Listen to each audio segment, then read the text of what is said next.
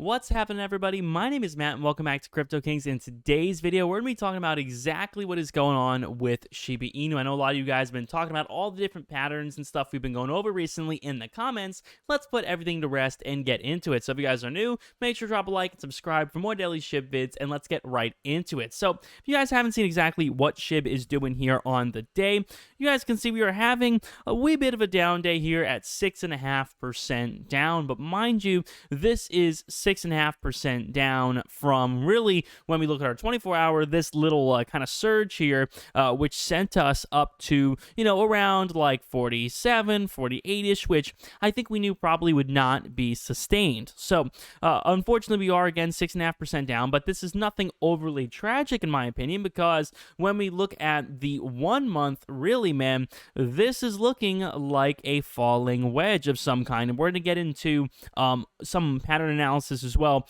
later on in the video.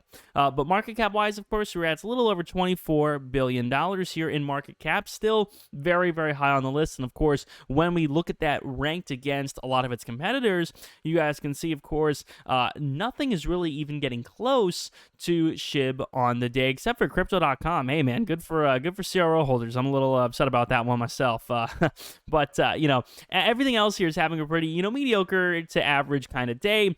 And what's very clear to me is that when looking at Shib on this list, I think we'll be at number 12 for a good time here in the near future.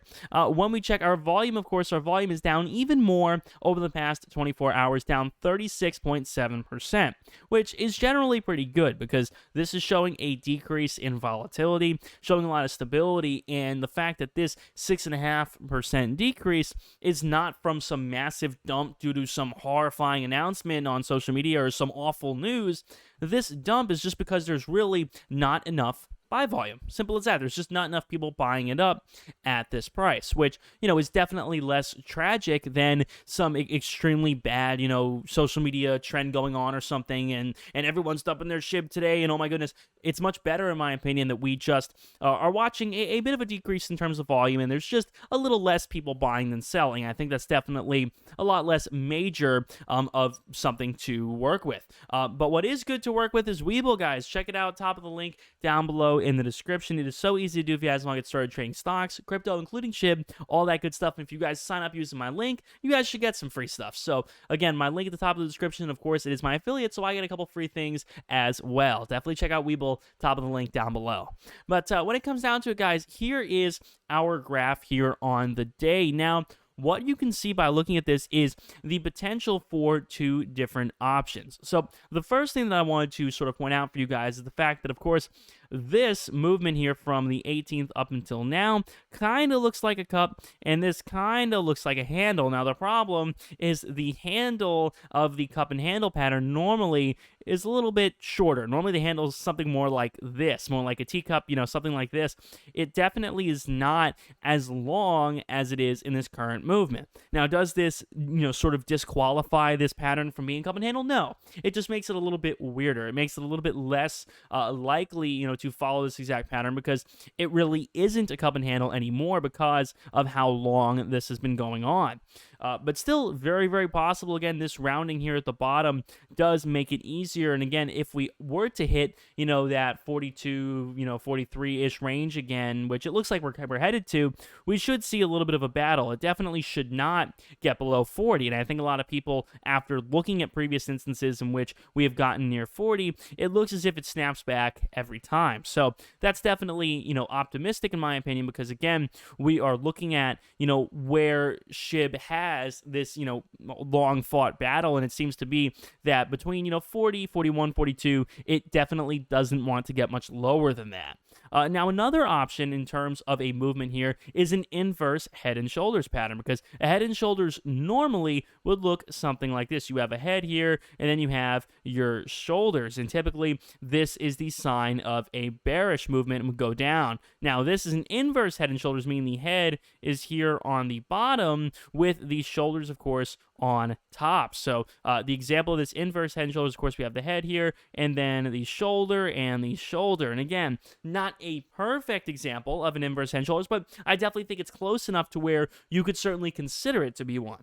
Again, this recent slip here, this slippage from, around 48, 49-ish down to really 43 is a little tough, and it makes it difficult to sort of graph these things out because a lot of these patterns don't pertain to this slippage here. This is definitely not part of that pattern, which makes it tough. But regardless, it still does look to me like an inverse head and shoulders pattern, which is always good because something like this, typically when you see something like this, is a sign of a bullish movement. And again, you have your inverse head and shoulders. You typically will have some kind of neckline that it has to fight over. And once it does, it's kind of a rocket from there. This is an example of something that could happen in this instance. So our neckline, again, definitely does look to be somewhere around, maybe 49, 50-ish. If this were to, in some circumstance here, break past the 50-ish line, I definitely do think we could see a surge because, mind you, last time it surged past 50, it got rejected. So if it did it again, I think it's very possible it could continue to go up. So that is the optimistic scenario here. Now, when we check our relative strength index, of course, as you guys can see, our RSI, which is one of my all-time favorites, and I'm under the wrong friggin' tab here, man. Here we go. The relative strength index, you guys can see, of course, right away as we hit above 50, the relative strength index is pushed above 70, meaning that, yes, there's a little too much buy volume going on, and you guys can see this is a lot of buy volume here on the 19th. So again, we do have that very expected pullback, but take a look right now. We are all the way at the bottom right at around 30, meaning that it is very possible that if, we dip into the high 20s, we could see a pullback very similar to what we saw here on the 18th. Again, we could see something like this happening again.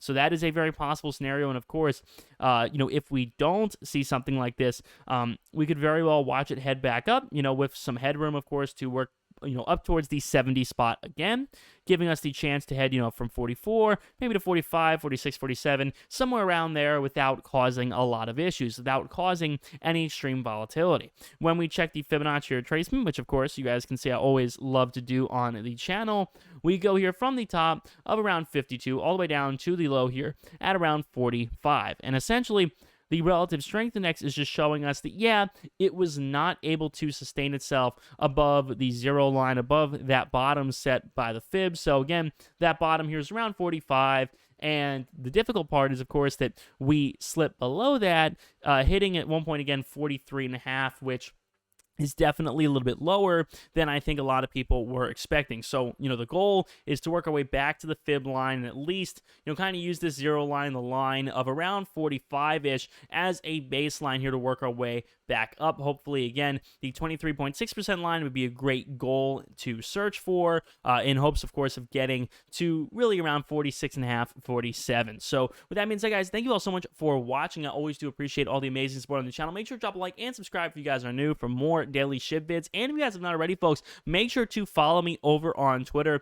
Matt Garbarino here, folks. Would love to have you guys over here. I always do appreciate the love on the Twitter. So with that being said, everybody, thank you guys for watching. My name is Matt, and I'll see you all on the next video. Peace.